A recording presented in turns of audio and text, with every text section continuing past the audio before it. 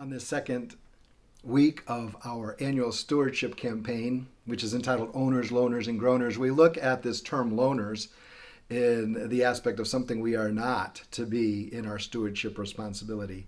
In some sense, we are not loaners in the respect of being alone or isolated. No, we are not loners by any means. We are part of a covenant community of faith. But I want to talk about not being loners in the sense that we think we have to pay a debt back to God in order to gain his love or acceptance.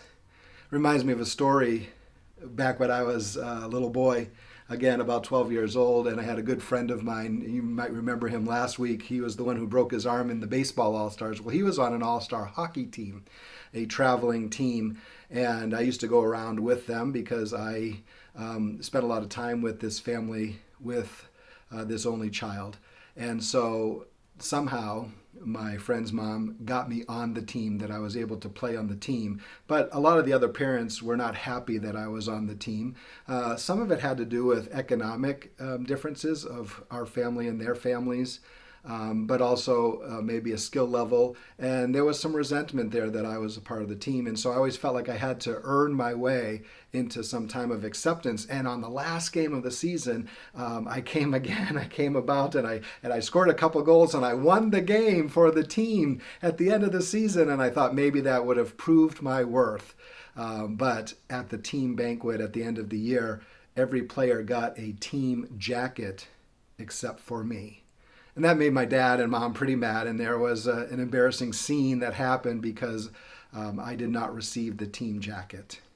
Right? We can never repay some kind of a debt to earn God's love. We don't respond to our stewardship responsibility in offering our prayers, our presence, our gifts, our service, and our witness in order to earn God's love or to earn his favor or to find our acceptance from what Christ has done on the cross. His grace is given to us freely, and we belong to God, and we, because of Jesus, are worthy to be on the team. We don't have to pay back a debt. And so I want you to hear that today, that you are accepted and loved and worth being on God's team.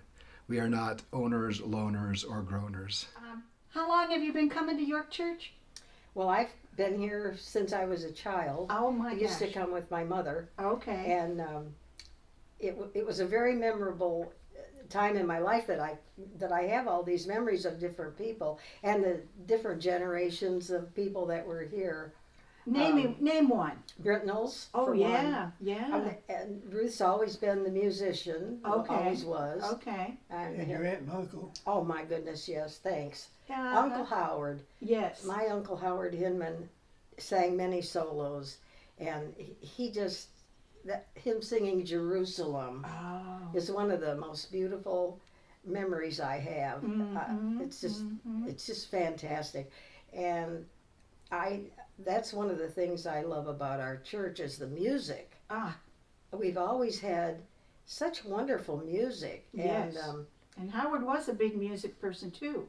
Oh yeah. Yeah, Mm-hmm. yeah. I Right. remember that. So you dragged Bill along with you and forced him to come to church? Yes, I did. I That's just about the pushed size him. of it. Well, it worked. Whatever. Yes, yes, yes. And Were you married here at church? no. No. We Okay. were married in Illinois, Illinois. and then we built a house on my grandparents' farm, Okay. and then Okay. the rest is history. Yes, yes, yes. 50-some years ago. And you did a lot of work with the women's group, Oh yes, I've always loved the different, volunteering at the. so many women, and I remember in the old kitchen. Oh my Yes. heavens! Oh yes, wasn't that fun working down there? They had a little tiny kitchen about the size of this, and 10 women sweating and working there. Well, that was the original pastor's room. Wasn't that a kitchen? At one time, were you in that kitchen off the sanctuary? Was I the think kitchen so. back there? Yeah. yeah, I guess that's right. That one there, That and was then the one. then one you were part of the fellowship hall Mm-hmm. when that came down the pike. So and you've been working in that Right. kitchen all these years. Right. Really good, really good. And, And what that's- is it that you like about York now? Oh, so many things. The fact that we built the extension on, I think, Yeah. was a very great. And we've always done things with the community. Mm-hmm. So I like that we're carrying that on. Oh yeah, yeah, big time.